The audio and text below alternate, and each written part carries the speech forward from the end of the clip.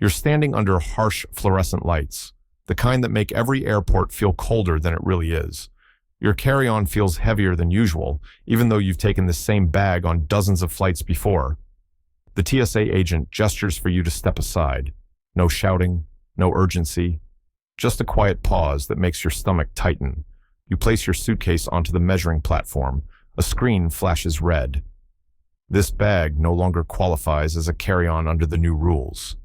You blink. Nothing about your bag looks different. So why does it suddenly feel like you've done something wrong? What changed without anyone telling you? What you just experienced isn't bad luck, and it isn't because you packed carelessly. Over the last few years, airlines and the TSA have been fighting a problem they rarely talk about out loud. Too many carry-ons, overcrowded cabins, delayed boarding, and constant arguments at the gate. Every minute a plane sits on the ground costs money. Every overhead bin dispute slows everything down. So instead of negotiating with passengers, they changed the system. New carry-on rules, quietly rolled out and enforced more aggressively heading into 2026, shift decisions away from human judgment and toward automation. Measuring platforms, weight sensors, and standardized limits now do what gate agents used to let slide. The problem is, these changes weren't announced with flashing headlines. They were buried in fine print, airline updates, and internal TSA procedures. That's why people pass check-in without an issue, only to be stopped at the gate. That's why a bag you've carried for 10 years suddenly becomes non-compliant. And for older travelers who trust familiar routines and familiar luggage, the shock is even worse.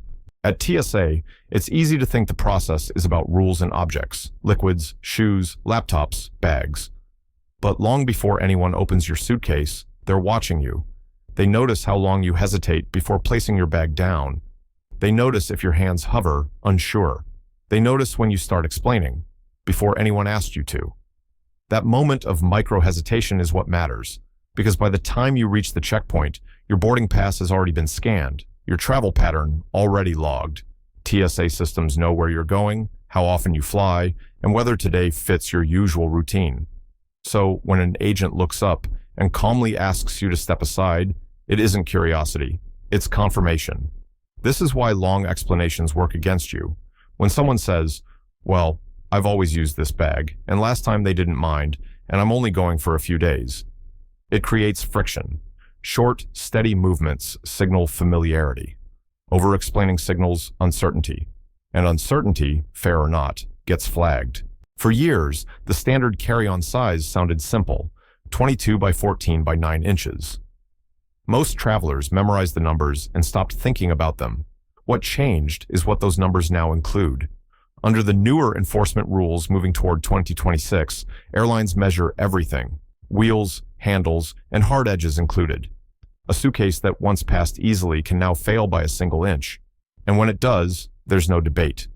At many airports, your bag is no longer eyeballed by a gate agent. It's scanned. Automated measuring platforms detect height, width, depth, and sometimes weight at the same time.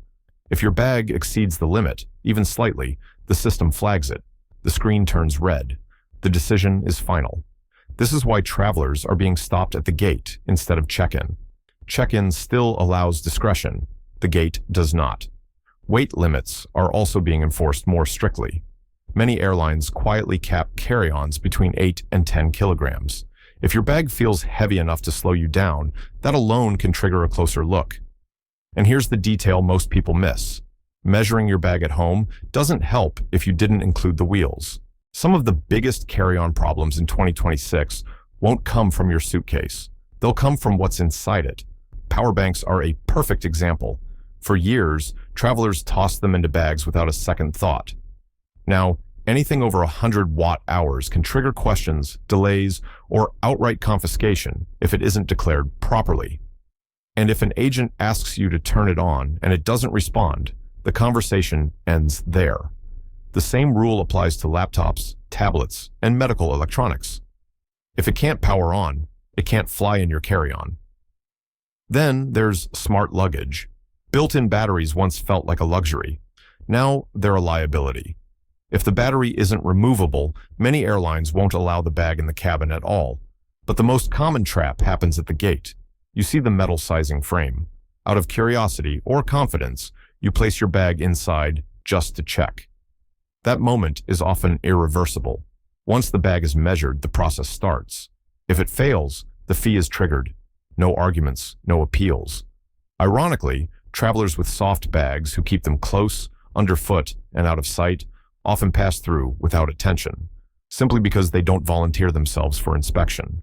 Picture two travelers standing at the same gate. They're on the same flight. They paid the same fare. The first traveler moves calmly. Their bag rolls easily. When boarding is called, they step forward, lift their carry-on without hesitation, and slide it into the overhead bin. No questions, no delays. The second traveler looks just as prepared until they aren't. Their bag gets a second glance, then a signal to step aside, a red screen, a quiet conversation. Within minutes, the difference becomes expensive. A carry-on fee at the gate is higher than at check-in. Sometimes, much higher. The line behind them grows restless. Their boarding group is called again without them. Missed boarding leads to missed connections. Missed connections ripple into hotel changes, rebooked flights, and anxious phone calls to family members waiting on the other end. What began as a small measurement issue turns into a stressful chain reaction, and once it starts, there's very little you can do to stop it. Avoiding these problems in 2026 isn't about traveling lighter, it's about traveling smarter. Start with tools, not guesswork. A small handheld luggage scale costs less than a meal at the airport, yet it removes uncertainty completely. If your carry-on is near the limit, you'll know before anyone else does. Next, look at your suitcase itself.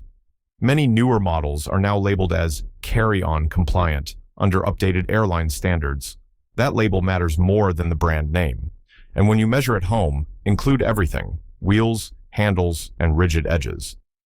Inside the bag, keep power banks under 100 watt-hours and make sure electronics can turn on when asked.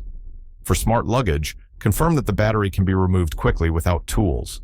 For older travelers, there's one advantage most people forget: you can ask. Asking politely about early boarding, mobility assistance, or gate support often reduces scrutiny, not increases it. As automation increases, flexibility decreases.